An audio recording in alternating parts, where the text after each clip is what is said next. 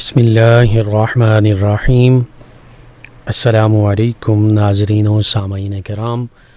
آپ سماعت فرما رہے ہیں ویو ایف ایم 96.6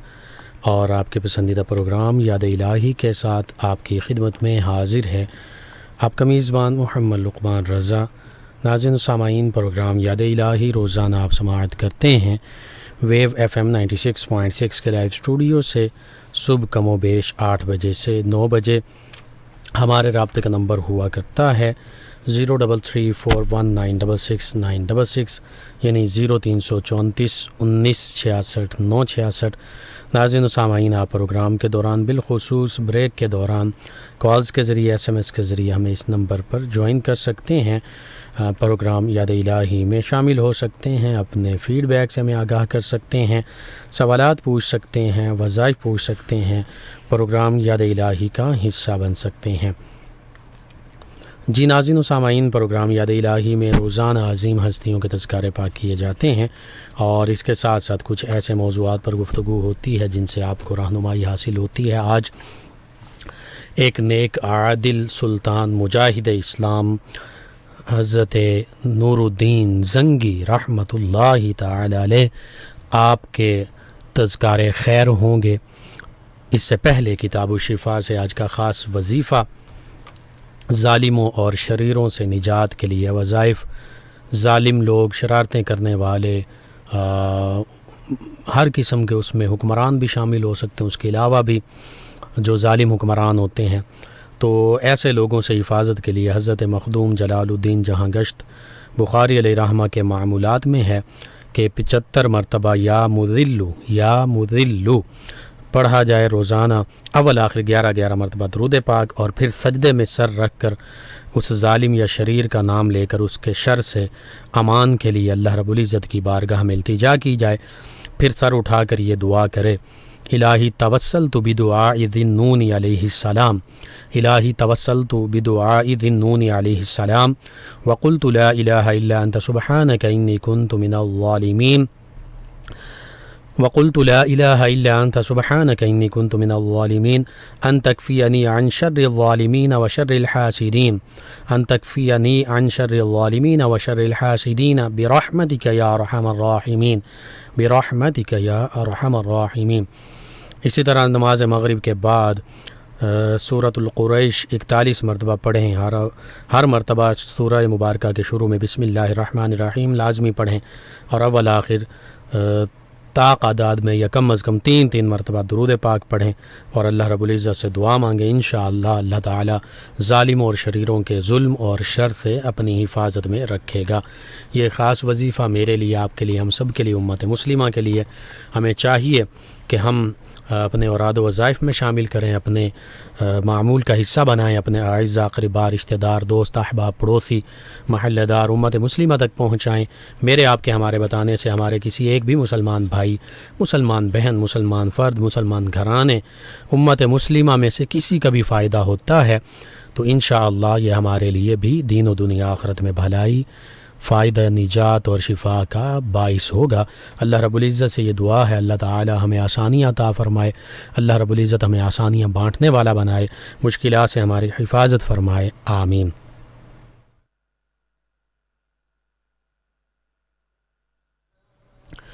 جی ناظرین و سامعین، شیر اسلام، مجاہد اسلام، عاشق رسول، عالم حق، نیک سلطان حضرت نور الدین محمود زنگی رحمۃ اللہ تعالی علیہ آپ کے آج مبارک اور خیر کے تذکرے ہوں گے۔ جو اللہ کے نیک بندے ہوتے ہیں ان کے تذکرے بھی بابرکت ہوتے ہیں اور ان کے تذکرے بھی خیر والے ہوتے ہیں۔ اس سے پہلے کہ میں آپ کا تذکرہ کروں آپ ہی کی شخصیت کے حوالے سے، اور جو آپ نے انداز حکمرانی اور طرز حکمرانی اختیار کیا، اسی کے حوالے سے چند تمہیدی کلمات، ابتدائی کلمات میں عرض کر دیتا ہوں۔ Islam complete code of life, Islam is a complete way of life, Islam is a complete guidance, complete guideline, اسلام مکمل ضابطہ حیات، مکمل رہنمائی کا ذریعہ، زندگی کے ہر شعبے، ہر profession, in each and every field of life Islam guides us. زندگی کے ہر شعبے، ہر پہلو، ہر اسپیکٹس کے حوالے سے، ہر معاملے کے حوالے سے اسلام ہماری مکمل رہنمائی کرتا ہے، اس میں کوئی شک و شبہ نہیں. یہ بلا مبالغہ اور بلا شبہ یہ بات ذکر کی جا رہی ہے. اس کی وجہ یہی ہے کہ اسلام وہ دین ہے جو اللہ رب العزت کی طرف سے، خالق کائنات، مالک کائنات، رازق کائنات، معبود و مسجود کائنات، اللہ رب العزت جو ہمارا پیدا فرمانے والا ہے، جو ہمارا پالنے والا ہے، جو ہمارا رب ہے، جس کی بارگاہ میں ہم سجدہ ریز ہوتے ہیں، اسی کی طرف سے ہمیں عطا کیا گیا یہ خاص دین ہے، دین اسلام. ان الدین عند اللہ الاسلام. اللہ رب العزت ارشاد فرماتا بے شک اللہ کہ ہاں تو دین صرف اسلام ہی ہے. اسی لیے فرمایا وَمَن يَبْتَغِ غَيْرَ الْإِسْلَامِ دِينًا فَلَن يُقْبَلَ مِنْهُ وَهُوَ فِي الْآخِرَةِ مِنَ الْخَاسِرِينَ. کہ جو اسلام کے سوا کوئی اور دین اپنے لیے منتخب کرے گا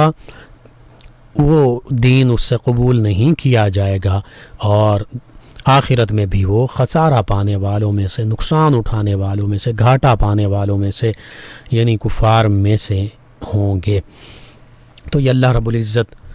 کے فرامین ہیں جو بالکل حق ہیں. میری آپ کی ہماری بات سچی جھوٹی ہو سکتی ہے، صحیح بھی ہو سکتی ہے، غلط بھی ہو سکتی ہے، لیکن اللہ رب العزت کا فرمان بالکل وہ سچ ہے. اور لا تبدیل لکلمات اللہ، اللہ رب العزت کے کلمات، اللہ رب العزت کی باتیں، اللہ رب العزت کے فیصلے، اللہ فرماتا ہے وہ بدلتے نہیں، وہ بدلنے والے نہیں. اور ان اللہ لا یخلف المیعاد، بے شک اللہ اپنے وعدے کے خلاف بھی نہیں فرماتا. جو اللہ نے فرما دیا اور جو وعدہ فرما دیا اللہ رب العزت اسے پورا فرماتا ہے. تو اسلام جب مکمل ضابطہ حیات ہے، اور لقد کان لکم فی رسول اللہ اسوۃ حسنہ لمن کان یرجو اللہ والیوم الآخر وذکر اللہ کثیرا. اللہ رب العزت فرماتا ہے ضرور بے شک تمہارے لیے اے اہل ایمان رسول اللہ صلی اللہ علیہ وآلہ واصحابہ وبارک وسلم کی حیات مبارکہ میں اسوہ حسنہ، خوبصورت نمونہ، role model, complete role model موجود ہے. اور فرمایا یہ ان لوگوں کے لیے جو اللہ سے ملنے کی امید رکھتے ہیں، جو یوم آخرت پر، قیامت کے دن پر ایمان رکھتے ہیں، اور جو کثرت سے اللہ کو یاد کرتے ہیں، اللہ کا ذکر کرتے ہیں، اللہ کی پاکی بیان کرتے ہیں، اللہ کی بارگاہ میں سجدہ ریز ہو جاتے ہیں، اللہ کی یاد کو بھلاتے نہیں، یاد الہی میں، ذکر الہی میں مشغول رہتے ہیں. تو پتہ چلا قرآن مجید، فرقان حمید، کتاب ہدایت، نبی رحمت صلی اللہ علیہ وسلم کی سیرت مبارکہ، اسوہ کاملہ، اسوہ حسنہ، کمپلیٹ رول ماڈل تمام انسانیت، بالخصوص تمام اہل ایمان کے لیے. تو اب قرآن و سنت و سیرت میں جب ہم دیکھتے ہیں تو حکمرانی کے اصول بالکل واضح انداز میں قرآن پاک میں بھی، احادیث مبارکہ میں بھی، اور پھر فقہ کی کتابیں جن میں مسائل شریعت کی رہنمائی قرآن و سنت ہی سے اخذ کی جاتی ہے، لی جاتی ہے، ان میں بھی پوری تفصیل موجود ہے. فقہ کی کتابوں میں کتاب الامارہ، کتاب السلطانیہ، کتاب الاحکام بھی بعض اوقات، اسی طرح دیگر مختلف ناموں سے حکمرانی کے اصول واضح موجود ہیں قرآن و سنت ہی کی روشنی میں، کہ حکمران کسے بنایا جائے گا، حکمران کیسا ہونا چاہیے، کس کو منتخب کیا جائے، حکمران کیسے منتخب کیا جائے، حکمران جو بن گیا اس کی ذمہ داریاں کیا ہیں، وہ کیسے اپنی ذمہ داریاں پوری کرے، اس نے کیا کیا کرنا ہے، کن چیزوں کا حکم دینا ہے، کن چیزوں سے رکنا ہے، کس چیز کو اس نے امپلیمنٹ کرنا ہے، کس چیز کا نفاذ کرنا ہے، کس سے روکنا ہے. تو ساری تفصیل موجود ہے. اسی کا خلاصہ بس مختصراً قرآن مجید فرقان حمید میں اللہ رب العزت ارشاد فرماتا ہے الذین ان مکناہم فی الارض اقاموا الصلاة وآتوا الزکاة وامروا بالمعروف ونہوا عن المنکر وللہ عاقبۃ الامور. غالباً 17ویں پارے سورہ حج میں یہ ارشاد فرمایا. اللہ فرماتا جب ہم لوگوں کو اس زمین میں، خطہ ارضی میں اقتدار بخشتے ہیں، حکمرانی عطا فرماتے ہیں، تو ان کا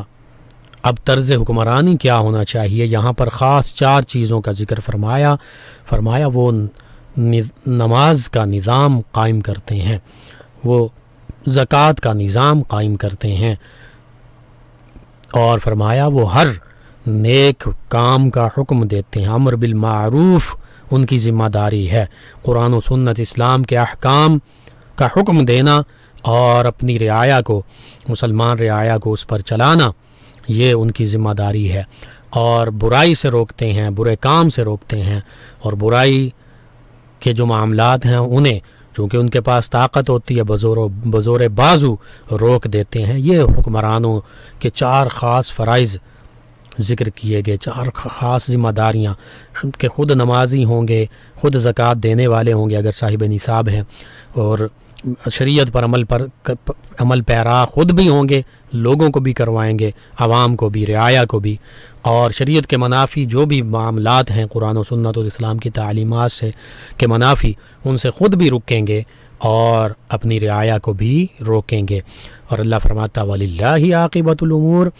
کہ تمام کاموں کا انجام اللہ ہی کے پاس ہے، یعنی اگر حکمران اچھے کام سر انجام دیں گے، اپنا فریضہ صحیح طریقے سے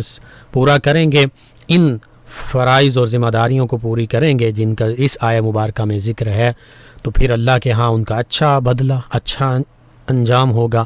اور اگر اس کے برعکس معاملات کرتے ہیں، شریعت کے باغی بن جاتے ہیں اور قرآن و سنت کی تعلیمات نافذ کرنے کی بجائے قرآن و سنت کے منافی قوانین نافذ کرتے ہیں، تو پھر بھی ان کا جو برا انجام ہے وہ اللہ کی بارگاہ میں ان کے سامنے آ جائے گا۔ تو یہ اسلام، قرآن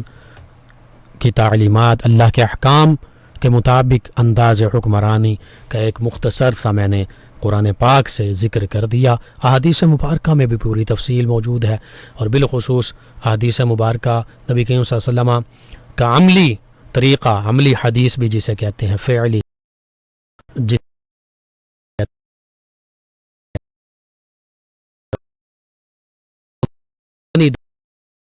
آج کے مسلمان حکمرانوں کو اپنے سامنے رکھنی چاہیے کہ انداز حکمرانی کیسا ہونا چاہیے۔ یہ انداز حکمرانی حضرت نور الدین بن محمود بن عماد الدین زنگی علیہ رحمہ نے اپنایا، اسی وجہ سے اس دور میں بھی لوگوں نے ان کو دعائیں دیں، نہ صرف مسلمان بلکہ غیر مسلم بھی ان کو اپریشیٹ کرتے تھے، ان کی تعریف میں رطب اللسان رہتے تھے، تعریفیں کرتے تھے، اور آج تک کرتے آ رہے ہیں، اور اپنوں نے، غیروں نے، سب نے ان کے نیک عادل حکمران ہونے کو تسلیم کیا۔ بہرحال حضرت نور الدین زنگی رحمۃ اللہ تعالی علیہ کا مختصر تذکرہ خیر کرتے ہیں۔ مجاہد اسلام، عاشق رسول، شیر اسلام، لیث الاسلام آپ کو کہا گیا، لام یا ثا، لیث الاسلام، اسلام کے شیر، مرد مجاہد، نبی رحمت صلی اللہ علیہ وسلم سے محبت رکھنے والے، اسلام سے محبت رکھنے والے، نیک عادل سلطان، عدل و انصاف کرنے والے حکمران حضرت نور الدین محمود زنگی رحمۃ اللہ تعالی علیہ۔ اس میں گرامی آپ کا نام نور الدین ہے، دین کی روشنی، دین کا نور، دین کا چراغ، اور حقیقت میں اسم با مسمہ ہیں کہ جو آپ کا نام رکھا گیا، اللہ رب العزت نے پھر اسی شان سے آپ کو نوازا کہ آپ دین کا چراغ اور نور اور روشنی بن کر چمکے، اسلام کے لیے بالکل چراغ، اور حکمرانوں کے لیے بھی آپ مشعل راہ ہیں، یعنی اور ان کے لیے قابل تقلید ہیں۔ آج کے مسلمان حکمرانوں کو بھی نور الدین زنگی رحمۃ اللہ تعالی علیہ کی پیروی کرنے کی ضرورت ہے، اور اس دور کے بھی جو حکمران تھے انہوں نے بھی آپ کی پیروی کی۔ آپ کے بعد آنے والوں میں سے بالخصوص حضرت سلطان صلاح الدین ایوبی علیہ رحمہ نہ صرف آپ کی پیروی کی بلکہ وہ تو آپ کے پروردہ تھے، یعنی آپ کے زیر پرورش بھی رہے۔ بہرحال الملک العادل بھی آپ کو کہا جاتا ہے، یعنی ایسا بادشاہ، ایسا حکمران جو عادل ہے، انصاف پسند ہے۔ 17 شوال المکرم بروز اتوار 511 ہجری کو آپ کی ولادت باسعادت ہوتی ہے، اور عیسوی سال کے حوالے سے اگر ذکر کیا جائے تو فروری 1118 عیسوی، یعنی کہہ سکتے ہیں تقریباً آج سے 900 برس پہلے آپ کی ولادت ہوئی۔ اور آپ کے والد گرامی وہ بھی نیک عادل حکمران تھے، سلطان تھے، حضرت عماد الدین زنگی رحمۃ اللہ تعالی علیہ۔ تو چونکہ ترکمان قبیلے اور علاقے سے اور خاندان سے، اس کی جو ذیلی شاخ ہے زنگی خاندان، اس سے تعلق رکھتے تھے، اور سلجوقی سلطنت کا جو شامی صوبہ تھا اس وقت صوبہ، آج تو یہ شام سیریا ایک پورا ملک ہے، لیکن جب مسلمانوں کو اللہ رب العزت نے عروج بخشا تھا اسلام کی تعلیمات پر کاربند ہونے کی وجہ سے، تو اس وقت جب اسلامی ریاست، خلافت، سلطنت، مملکت موجود تھی، اور ایک مسلمانوں کا خلیفہ، ایک حکمران ہوا کرتا تھا، اور مسلمان اوج کمال پر تھے، اگرچہ اس دوران بھی بعض اوقات درمیان میں ظالم حکمران بھی آتے رہے، اسلام اور مسلمانوں کو نقصان پہنچانے والے حکمران بھی آتے رہے، لیکن بحیثیت مجموعی آج سے وہ جو ادوار ہیں مسلمانوں کے وہ ہزارہ درجہ بہتر تھے۔ تو جو سلجوقی سلطنت تھی، سلجوقی خاندان کے زیر نگین، اس کے شامی صوبے کے گورنر اور حکمران تھے نور الدین زنگی رحمۃ اللہ تعالی علیہ کے والد گرامی، اور پھر نور الدین زنگی علیہ رحمہ نے اسی سلطنت کو آگے وسعت بخشی، بالخصوص 1146 عیسوی سے 1174 عیسوی تک یہ شام اور عراق اور مصر، ان علاقوں میں سے اکثر حصے پر آپ کی حکمرانی رہی۔ اور بالخصوص آپ سے پہلی صلیبی جنگ ہو چکی تھی، اس میں مسلمانوں کو بھی نقصان اٹھانا پڑا تھا۔ پھر آپ کے دور میں دوسری صلیبی جنگ ہوئی، جس میں اللہ رب العزت نے آپ کو اور اہل ایمان کو فتح و نصرت سے نوازا۔ پھر صلاح الدین ایوبی علیہ رحمہ کے دور میں تیسری صلیبی جنگ ہوئی، جس میں اللہ رب العزت نے بڑی عظیم فتح سے نوازا، اور وہ فتح جو تھی وہ بیت المقدس کی فتح پر بھی منتج ہوئی، یعنی اس کے نتیجے میں بیت المقدس بھی فتح ہوا، جو تقریباً کم و بیش 100 سالوں سے دوبارہ نصارہ نے جس پر قبضہ کر لیا تھا۔ بہرحال آپ کے ظاہری اگر حلیہ دیکھا جائے تو قد لمبا تھا، رنگت جو ہے وہ گندمی تھی، پیشانی اللہ رب العزت نے بڑی کشادہ عطا فرمائی تھی، آنکھیں بڑی تھیں، بڑی بڑی، اور سیاہ داڑھی، اور چہرہ جو تھا وہ روب و ہیبت والا تھا۔ اب جو اگرچہ یہ علوم میں سے علوم ہوتے ہیں، عام جو جاننے والے ہیں محققین وہ یہ بتاتے ہیں لمبا قد ہونا بھی بالکل اچھا تصور کیا جاتا ہے ایک خاص حد تک، اسی طرح رنگت گندمی، یعنی نہ سفید نہ کالا، ایک سرخ مائل، اسی طرح پیشانی کو شادہ ہونا، یہ اس کو وسعت ظرفی سے، اعلیٰ ظرفی، رحم دلی، اچھے خصائل سے بھی اس کو تعبیر کیا جاتا ہے۔ پھر آنکھیں بڑی بڑی ہونا، اس کو بھی زندہ دلی کی علامت تصور کیا جاتا ہے، اور چہرہ آپ کا روب دار تھا، روب و دبدبہ اللہ نے عطا فرمایا تھا۔ اب اس کی وجہ کیا تھی؟ سب سے بڑی وجہ تو یہ تھی کہ آپ حقیقی مومن تھے، حقیقی ایمان والے تھے۔ اس کے بعد آپ کے والد نے اگرچہ بادشاہ، حکمران تھے، گورنر تھے، جو بھی، اس کے باوجود، اور آپ ناز و نعم میں بھی پلے پڑے، لیکن اس کے باوجود قرآن و سنت اور اسلام کی تعلیمات وہ آپ کے والدین نے ان سے آپ کو روشناس کروایا، اور آپ کے والد گرامی بھی عبادت گزار تھے، اللہ کو یاد کرنے والے، دنوں میں جہاد کرنے والے، دن کے اوقات میں، راتوں کو اللہ کی بارگاہ میں سربسجود ہونے والے۔ تو یہ ساری خوبیاں جو تھیں وہ والدین سے بھی، اور پھر قرآن و سنت کے آپ عالم بھی تھے، نور الدین زنگی علیہ رحمہ عالم حق بھی تھے، قرآن و سنت کو جاننے والے تھے، اولیاء اللہ سے محبت رکھنے والے تھے، تو یہ ساری چیزیں جب آپ کی شخصیت کا حصہ بنیں تو اللہ رب العزت نے کشادگیاں بھی عطا فرمائیں، ظاہری حسن و جمال سے بھی نوازا، باطنی حسن و جمال سے بھی نوازا، اور لوگوں پر آپ کا رعب و دبدبہ جو ہے وہ بھی طاری فرما دیا۔ اور یہ حقیقت ہے، جو حقیقی اہل ایمان ہوتے ہیں، جو حقیقی مومن ہوتے ہیں، اللہ رب العزت دیگر لوگوں پر اور سخت جان لوگوں پر، یا جو بھی اسلام اور مسلمانوں یا دیگر معاملات میں تنقید کرنے والے، ان پر رعب و دبدبہ حق کا طاری فرما دیتا ہے۔ آپ کے حوالے سے یہ ملتا ہے کہ مشہور مورخ جو ہیں شمس الدین سبت ابن جوزی علیہ رحمہ، کہ میں نے نور الدین کی سیرت لکھنے میں جس قدر محنت کی ہے رحمۃ اللہ تعالی علیہ، ان کی سیرت اور شان و عظمت اس سے کہیں بلند ہے۔ انہوں نے چونکہ آپ کے حوالے سے آپ کے تذکرہ کیا، ایک کتاب لکھی، تو اس کتاب میں یہ ذکر کر دیا کہ نور الدین زنگی علیہ رحمہ کہ جو میں نے لکھا آپ کی شخصیت اس سے بھی بلند ہے۔ اسی طرح دیگر اہل اسلام کے جو اس وقت کے مشاہیر تھے، انہوں نے آپ کو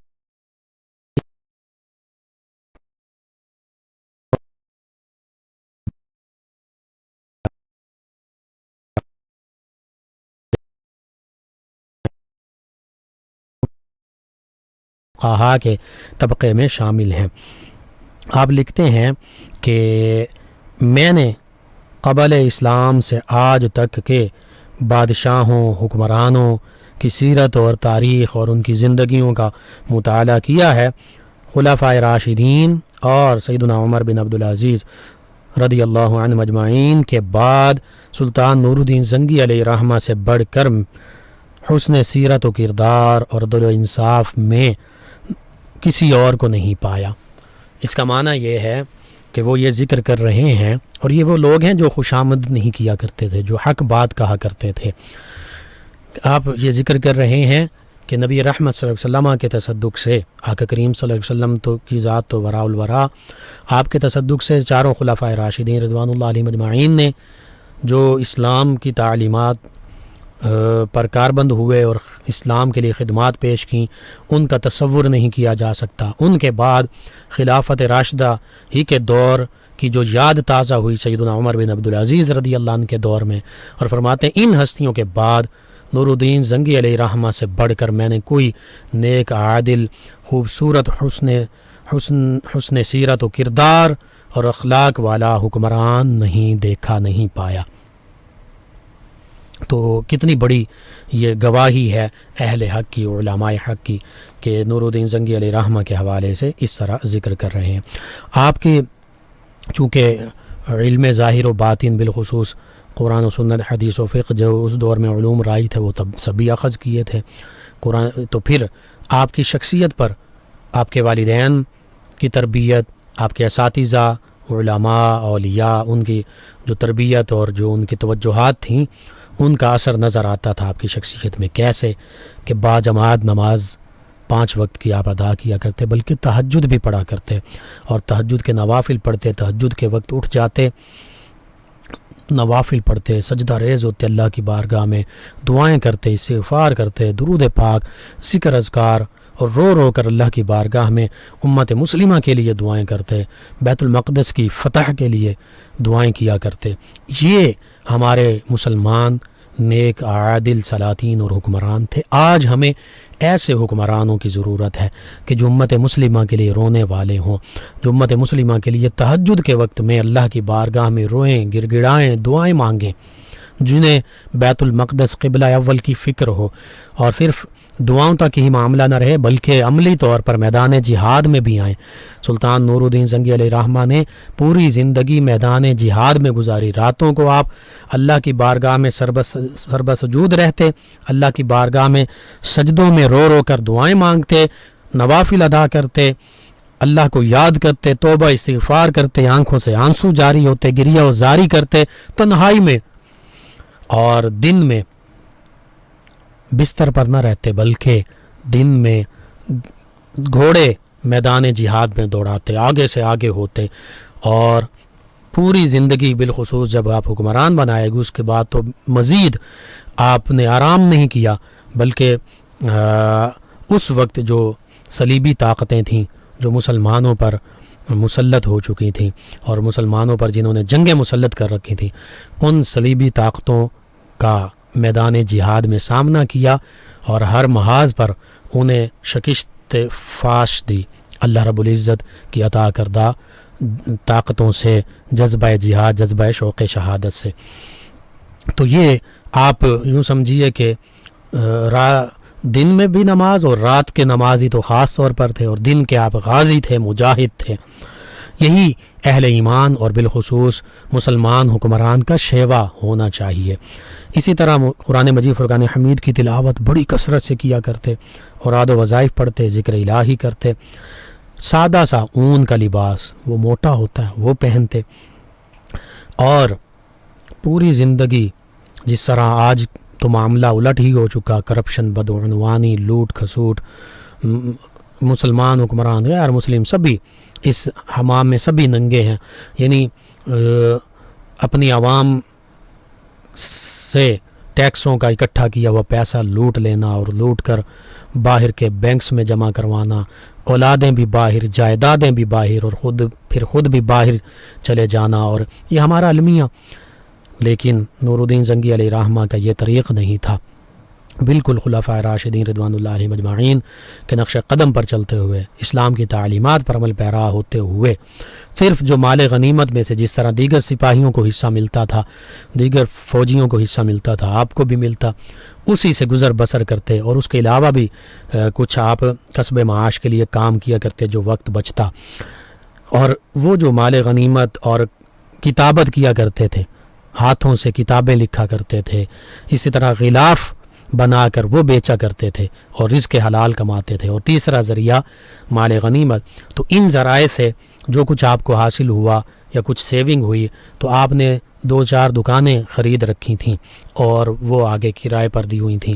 ان سے جو کرایہ آتا تھا اسی سے گزر بسر پھر ہوتا تھا۔ ایک موقع پر آپ کی جو زوجہ ہیں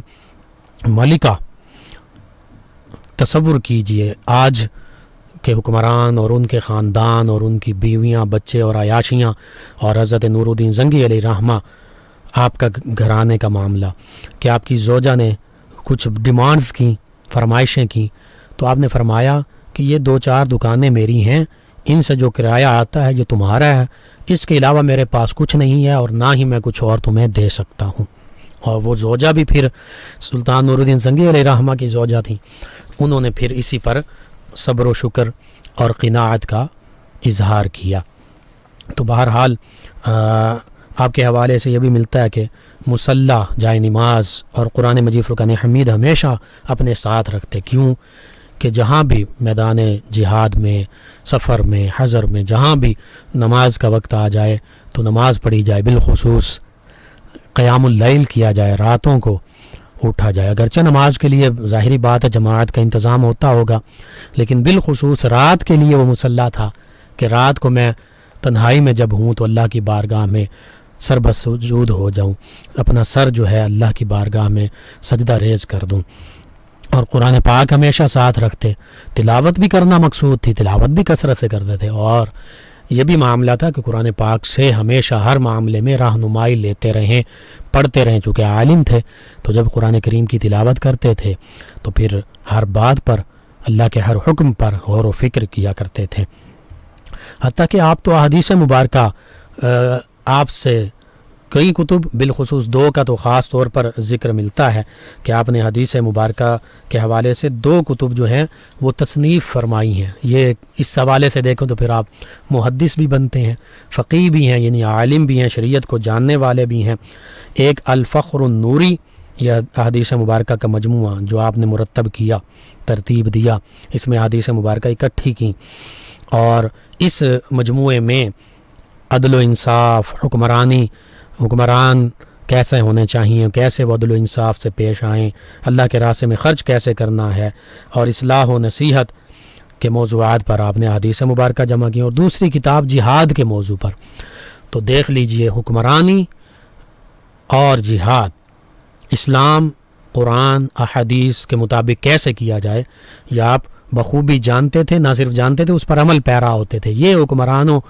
کا طرز حکمرانی ایسا ہونا چاہیے۔ اور آج کا ہمارا المیہ ہے، بڑے دکھ سے کہنا پڑتا ہے کہ معاملہ اس کے بالکل برعکس ہے۔ بہرحال آپ کے حوالے سے یہ بھی ملتا ہے کہ آپ سفر و حضر میں بھی ہوتے، کسی بھی موقع پر کبھی زبان سے کوئی فحش لفظ نہیں نکالا، کوئی گالی یا کوئی اور ایسا لفظ جو اللہ اور اللہ کے رسول صلی اللہ علیہ وسلم کی ناراضگی کا باعث ہو، حتیٰ کہ خوش ہوں یا تکبر یا غصے کی حالت میں ہو، کسی بھی حالت میں معاملہ بالکل سادہ رہتا تھا۔ حکمران کوئی ہو، کسی وقت غصے میں بھی کچھ بول سکتا ہے، کسی وقت خوشی میں آپے سے باہر ہو سکتا ہے، لیکن آپ کا معاملہ یہ نہیں تھا، بلکہ اللہ اور اللہ کے رسول صلی اللہ علیہ وسلم کے احکام پر مکمل عمل پیرا ہونے والے تھے۔ تکبر غرور آپ کے اندر نہیں تھا، عاجزی انکساری کا اظہار کرتے تھے۔ آپ کو دیکھنے والا آپ کی جلالت شان اور رعب کی وجہ سے، ہیبت کی وجہ سے آپ کے سامنے جو ہے کوئی بھی غلط بات نہیں کر سکتا تھا۔ جب آپ سے کوئی کلام کرتا تو آپ کی عاجزی انکساری دیکھ کر وہ خود بھی حیران رہ جاتا۔ کبھی زندگی میں ریشم اور سونا وغیرہ جو ہے، چاندی وغیرہ، اس کو نہیں پہنا، استعمال نہیں کیا۔ چاندی کی انگوٹھی مرد پہن سکتا ہے، وہ غالباً آپ نے استعمال کی ہوگی، لیکن اس کے علاوہ نہیں، چونکہ مرد کے لیے باقی معاملات میں چاندی بھی اور بالخصوص سونا اور ریشم تو حرام ہے۔ عاجزی انکساری کا ایسا معاملہ تھا کہ جو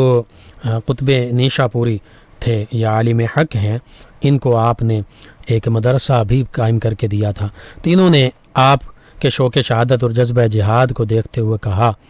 کہ اللہ کے لیے اپنی جان سے بے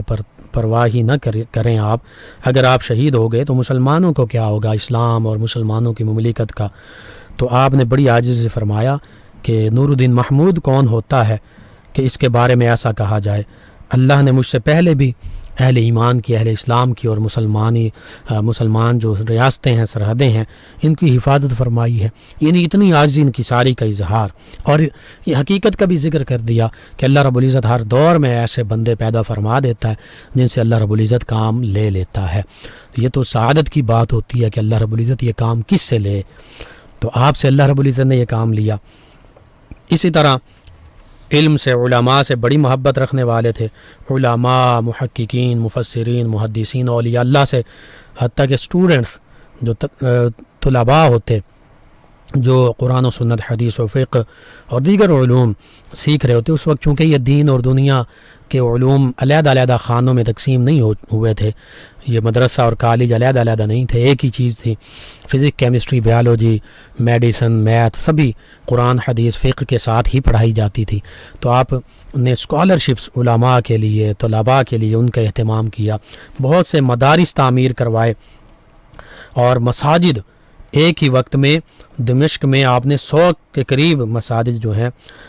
ان کے حوالے سے آپ نے مایا کہ تعمیر کی جائیں، اور جو بھی دیگر بادشاہوں اور امیر لوگوں کی طرف سے مال آتا سب مساجد کی تعمیر میں خرچ کر دیا کرتے۔ دمشق، حلب، بعلبک اور دیگر شہروں میں آپ نے درجنوں بلکہ سینکڑوں مساجد اور مدارس تعمیر کیے۔ اسی طرح قلعہ دمشق کی جامع مسجد، باب جابیہ کی جامع مسجد، عطیہ، مسجد رماحین، اسی طرح بازار ساغا کی مسجد، مسجد عباسی، مسجد دارالبطیخ، مسجد کشک وغیرہ، الجامع النوری شہر موصل میں عراق میں، اس کی تعمیر نو کی ضرورت تھی تو کم و بیش 3 لاکھ دینار اس پر، 3 لاکھ سونے کے سکے خرچ فرمائے۔ اسی طرح مشہور عالم اور ریاضی دان قطب الدین محمود نیشا پوری علیہ رحمہ کو مدرسہ عادلیہ قائم کر کے دیا، عادلیۃ الکبریٰ ایک اور مدرسہ، اس کی بنیاد رکھی، ہاسپٹلز بنوائے، مدارس بنائے، مکاتب بنوائے، سرائے، مہمان خانے، اور ہسپتالوں میں، مہمان خانوں میں رہنے کا بھی انتظام ہوتا، کھانے پینے کا بھی انتظام ہوتا۔ اسی طرح آپ یہ جو کھلی کچہری ہے، کہا جاتا کہ سب سے پہلے آپ نے لگائی، اور ہفتے میں 3-4 دن خود بھی بیٹھتے، قاضی، جسٹس بھی بیٹھتے، چیف جسٹس بھی بیٹھتے، کوئی چوکیدار نہیں ہوتا، کوئی دربان نہیں ہوتا، جس کی جو شکایت ہوتی وہ بالکل آسانی سے حکمران وقت کے سامنے آ جاتا، اپنا معاملہ پیش کرتا اور فوراً اس کو انصاف دیا جاتا بلا قیمت، فری۔ یہ انداز حکمرانی ہے اہل ایمان کا، اہل اسلام کا، قرآن و سنت کے مطابق۔ یہ ہمارے اسلاف نیک عادل سلاطین ہیں۔ پھر آپ کو اللہ رب العزت نے، چونکہ رات کو درود پاک بڑی کثرت سے پڑھتے ہیں، تو ایک موقع پر نبی کریم صلی اللہ علیہ وسلم کی زیارت سے مشرف ہوئے، یعنی ایک ہی رات میں 3 دفعہ یا 3 راتوں میں 3 دفعہ زیارت سے مشرف ہوئے۔ نبی کریم صلی اللہ علیہ وسلم نے 2 لوگوں کے چہرے دکھائے، فرمایا کہ مدینہ طیبہ فوراً پہنچو اور ان کا انتظام کرو، یہ مجھے تنگ کر رہے ہیں۔ نور الدین زنگی علیہ الرحمہ اپنے 20 لوگوں، خاص لوگوں کو ساتھ لے کر، 2-4 سپاہیوں کو لے کر، کچھ خزانہ دراہم و دینار لے کر مدینہ طیبہ، جو 20-25 دن کا سفر تھا، صرف 15-16 دنوں میں تیزی سے پہنچے، لوگوں کی دعوت کی، مختصر میں ذکر کروں، اور سب کو دراہم و دینار پیش کیے گئے، کھانا پیش کیا گیا، لیکن وہ 2 لوگ نہ آئے۔ پوچھا گیا وہ کوئی رہ گیا؟ تو پھر بتایا گیا ہاں 2 بڑے نیک بزرگ ہیں، منہ مومنہ کرتوت کافراں، یہ سمجھیے، اور وہ مسجد نبوی روضہ مبارکہ کے بالکل قریب رہتے ہیں، تو دن کے وقت بس وہ لوگوں کو پانی پلاتے ہیں، خدمت کرتے ہیں، صدقات و خیرات کرتے ہیں، اور رات کو اللہ اللہ کرتے ہیں، اور بس وہ گوشہ نشین رہتے ہیں۔ انہیں کہا گیا، انہوں نے کہا ہمیں ضرورت ہی نہیں ہے۔ بہرحال پھر انہیں بلایا گیا، تو نور الدین زنگی علیہ الرحمہ نے دیکھا تو وہی 2 بدبخت جن کے چہرے نبی کریم صلی اللہ علیہ وسلم نے خواب میں دکھائے تھے۔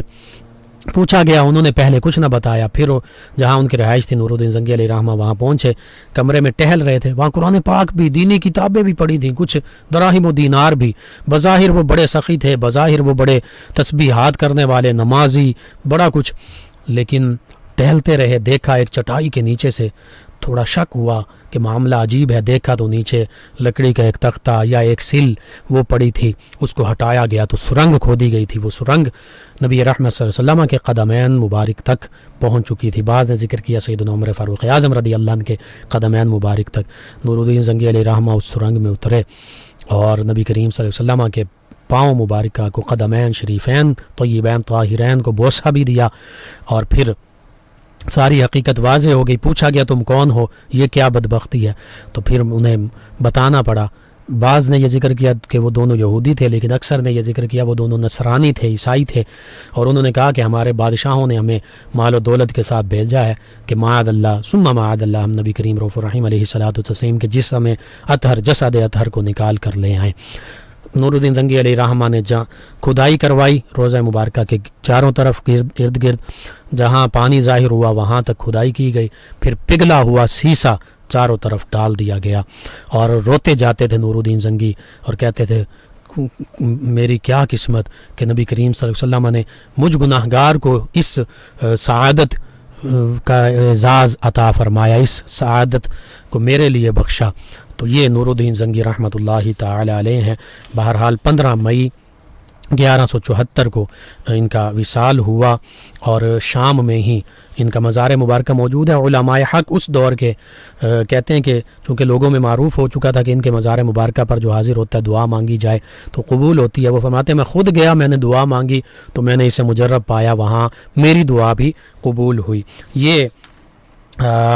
حضرت نور الدین زنگی علیہ الرحمہ ہیں۔ مختصر آپ کا تذکرہ ہوا۔ حقیقت یہ ہے کہ ان جیسے حکمرانوں کی آج پوری اسلامی دنیا میں 57 اسلامی ممالک میں ضرورت ہے۔ اللہ رب العزت ہمیں ان جیسے حکمران عطا فرمائے، آمین، اور اللہ رب العزت عالم اسلام کو سربلندیاں عطا فرمائے۔ یہی وہ ہستی ہیں کہ صلاح الدین ایوبی علیہ الرحمہ کو آگے لائے، اور پھر صلاح الدین ایوبی علیہ الرحمہ کے ذریعے سے اللہ رب العزت نے بیت المقدس کو فتح فرمایا۔ آج بھی نور الدین زنگی، صلاح الدین ایوبی، ان کے جانشینوں کی ضرورت ہے کہ بیت المقدس فتح ہو۔ اللہ رب العزت ہمیں ایسے حکمران عطا فرمائے، آمین۔ جی ناظرین و سامعین، آپ سماعت فرما رہے ہیں ویو ایف ایم 96.6 کے لائیو اسٹوڈیو سے پروگرام یاد الہی۔ ہمارے رابطے کا نمبر ہوا کرتا ہے 0334 1966 966۔ ایک خوبصورت کلام آپ کی سماعتوں کی نظر کرتے ہیں، ہمارے ساتھ رہیے گا۔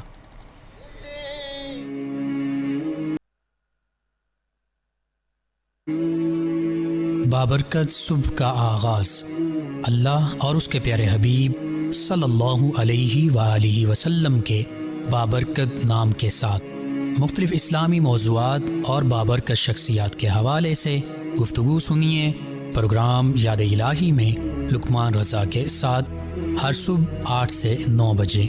آپ کے اپنے پسندیدہ ریڈیو ویو FM 96.6 پر۔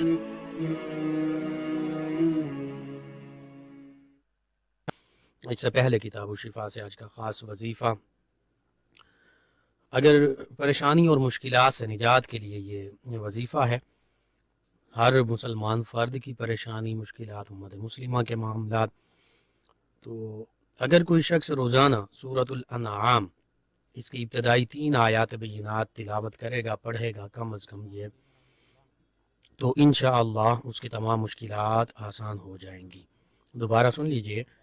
پریشانی اور مشکلات سے نجات کا وظیفہ، اگر کوئی شخص روزانہ سورۃ الانعام کی ابتدائی 3 آیات بینات پڑھے گا تو انشاءاللہ اللہ تعالیٰ اس کی تمام مشکلات آسان فرما دے گا، اس کے تمام مشکلات، پریشانیاں، مصائب آسان ہو جائیں گے۔ یہ آج کا خاص وظیفہ میرے لیے، آپ کے لیے، ہم سب کے لیے، امت مسلمہ کے لیے۔ ہمیں چاہیے ہم اپنے معمول کا حصہ بنائیں اور عاد و وظائف میں شامل کریں، اپنے اعزاء، قربا، رشتہ دار، دوست، احباب، پڑوسی، محلے دار، امت مسلمہ تک پہنچائیں۔ میرے، آپ کے، ہمارے بتانے سے ہمارے کسی ایک بھی مسلمان بھائی، مسلمان بہن، مسلمان فرد، مسلمان گھرانے، امت مسلمہ کا فائدہ ہوتا ہے، تو انشاءاللہ یہ ہمارے لیے بھی دین و دنیا آخرت میں بھلائی، فائدے، نجات اور شفا کا باعث ہوگا۔ اللہ سبحانہ وتعالی سے یہ دعا ہے، اللہ تعالی ہمیں آسانیاں عطا فرمائے، ہمیں آسانیاں بانٹنے والا بنائے، مشکلات سے ہماری حفاظت فرمائے، امت مسلمہ، عالم اسلام کو سربلندیاں عطا فرمائے۔ بابرکت صبح کا آغاز اللہ اور اس کے پیارے حبیب صلی اللہ علیہ وآلہ وسلم کے بابرکت نام کے ساتھ مختلف اسلامی موضوعات اور بابرکت شخصیات کے حوالے سے گفتگو سنیے۔ پروگرام یاد الہی میں لقمان رضا کے ساتھ ہر صبح 8 سے 9 بجے آپ کے اپنے پسندیدہ ریڈیو ویو FM 96.6 پر۔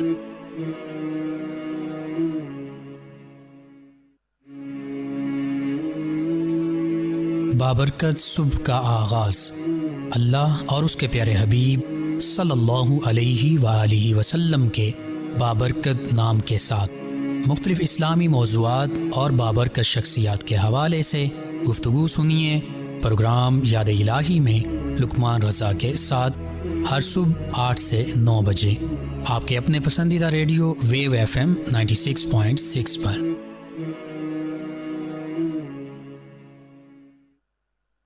اس سے پہلے کتاب الشفا سے آج کا خاص وظیفہ، اگر پریشانی اور مشکلات سے نجات کے لیے یہ وظیفہ ہے۔ ہر مسلمان فرد کی پریشانی۔ جی ناظرین و سامعین، ایک مرتبہ پھر آپ کی خدمت میں حاضر ہے آپ کا میزبان محمد لقمان رضا، ویو FM 96.6 کے لائیو اسٹوڈیو سے آپ سماعت فرما رہے ہیں پروگرام یاد الہی۔ ناظرین و سامعین، اس دوران ہمیں جوائن کے افتخار ڈوگر صاحب ہیں، غلام رسول صاحب، احمد صاحب، غلام حسین صاحب، محمد علی عباس صاحب، رمضان انصاری صاحب 208 چک ڈوگراں والا سے، کہتے ہیں السلام علیکم۔ جی وعلیکم السلام، اور انہوں نے کہا آپ کا پروگرام سن رہے ہیں، جزاک اللہ جی، آپ کا شکریہ۔ آصف صاحب ہیں فیصل آباد سے، کہتے ہیں لقمان صاحب نائس پروگرام، جزاک اللہ جی، آپ کا بھی شکریہ، آپ نے پروگرام کو پسند کیا۔ فرمان علی سیفی صاحب ہیں جڑاں والا سے، کہتے ہیں السلام علیکم ورحمۃ اللہ جناب محمد لقمان رضا صاحب۔ جی وعلیکم السلام ورحمۃ اللہ وبرکاتہ، کہتے ہیں صبح بخیر۔ چلیں جی، صباح الخیر۔ کہتے ہیں ماشاء اللہ آج کا پروگرام بہت اچھا اور موضوع بھی بہت عمدہ ہے، اللہ پاک آپ کو ڈھیروں خوشیاں عطا فرمائے، آمین۔ جزاک اللہ جی، آپ کا بھی شکریہ، آپ نے ہمیں جوائن کیا، اپنے فیڈ بیک سے ہمیں آگاہ کیا۔ ایک اور لسنر ہے ہمارے خالد محمود صاحب کنجوانی سے، کہتے ہیں السلام علیکم لقمان رضا صاحب۔ جی وعلیکم السلام، کہتے ہیں آپ کا پروگرام بہت اچھا ہوتا ہے، بہت کچھ سیکھنے کو ملتا ہے، اللہ پاک آپ کو سلامت رکھے، آمین جی، اللہ آپ سب کو سلامت رکھے، تمام امت مسلمہ کو۔ کہتے ہیں میرا ایک سوال ہے کہ میں نے کچھ مانیٹر کیا ہے کہ امیر اور سرمایہ دار لوگ جب قربانی کرتے ہیں تو بڑے جانور کا گوشت تقسیم کر دیتے ہیں، جبکہ چھوٹا جانور یعنی بکرا یا دمبا وغیرہ اس کا گوشت مکمل خود رکھ لیتے ہیں، کیا ایسا کرنا جائز ہے؟ رہنمائی فرما دیں۔ جی میں اس حوالے سے عرض کروں، جو شریعت اسلامیہ کی تعلیم ہے، بہتر تو پھر بھی یہی ہے، افضل تو پھر بھی یہی ہے کہ جو بھی چھوٹا جانور ہے یا بڑا جانور ہے سبھی کے 3 حصے کیے جائیں، یہ افضل ہے، اور ایک حصہ خود رکھا جائے، ایک اعزاء اقربا دوست احباب محلے دار انہیں دیا جائے، اور ایک جو ضرورت مند مستحقین محتاج فقیر ہیں، ایسے لوگ جنہوں نے بعض اوقات مہینہ یا پورا سال گوشت نہیں کھایا ہوتا ان تک پہنچایا جائے، بہتر یہی افضل یہی ہے۔ لیکن بہرحال اگر خود ضرورت ہے تو سارا خود بھی رکھا جا سکتا ہے۔ تو یہ جو آپ نے ذکر کیا نا انما الاعمال بالنیات، حقیقت یہ ہے کہ سبھی اعمال کا دار و مدار نیتوں پر ہے۔ بہتر یہی ہے کہ چھوٹے گوشت میں بھی دوسروں کو مستحقین کو شریک کیا جائے، اور یہ بات آپ کی کسی حد تک درست بھی ہے، ایسا ہوتا بھی ہے، اس کے برعکس بھی ہوتا ہے، لوگ تقسیم بھی کرتے ہیں، لیکن عام طور پہ ایسا بھی ہوتا ہے۔ تو بہرحال شریعت بہت زیادہ اس میں سختی بھی نہیں کرتی، اور یہ معاملہ سارا دلوں کے حال پر ہے، نیتوں پر ہے۔ اللہ تعالی ہمیں حسن نیت عطا فرمائے۔ اور ان کے علاوہ ہمیں جوائن کیے ایک اور لسنر کہتے ہیں السلام علیکم لکمان سر، کیا حال ہے؟ میں کائنات ہوں فیصل آباد سے، اور آپ کو میری طرف سے سلام، دلی سلام چلیں جی۔ وعلیکم السلام۔ انہوں نے کہا اور حال پوچھا جی الحمدللہ، کہا ماشاءاللہ بہت اچھا پروگرام ہے، اللہ آپ کو صحت و تندرستی دے، آپ کو ہمیشہ مسکراتا رکھے، آمین۔ جزاک اللہ جی۔ جمعہ کا وظیفہ پوچھا، درود پاک کی کثرت کریں جی، یہی جمعہ کا خاص وظیفہ۔ ایک اور لسنر ہیں سیمی صاحبہ ہیں فیصل آباد سے غالباً، انہوں نے کہا السلام علیکم، کیسے ہیں آپ سر؟ جی وعلیکم السلام۔ کہا قربانی کے حوالے سے بھی کچھ بتائیں۔ جی قربانی کے حوالے سے ہم نے پروگرام کیا ہے چند دن پہلے ہی، تو وہ ویو ایف ایم 96.6 کے پیج پر بھی موجود ہے، یوٹیوب پر بھی، فیس بک پہ بھی، وہاں سے دیکھ سکتے ہیں۔ دوبارہ بھی انشاءاللہ قربانی کے قریب کوشش کریں گے، قربانی کے حوالے سے دوبارہ پروگرام کریں۔ جزاک اللہ، آپ کا بھی شکریہ، آپ نے ہمیں جوائن کیا۔ ایک اور لسنر ہیں ہمارے ساتھ سجاد حیدر صاحب چک جمرہ سے، ہمیشہ کی طرح شامل، آپ کا شکریہ۔ نور صاحب ڈی گراؤنڈ سے، انہوں نے کہا پروگرام بہت اچھا ہے، بہت اچھی اسلام کے حوالے سے معلومات ملتی ہیں۔ انہوں نے پوچھا کہ ان کی والدہ، ان کی ڈیتھ ہوگی، پوچھا ان کے جاریہ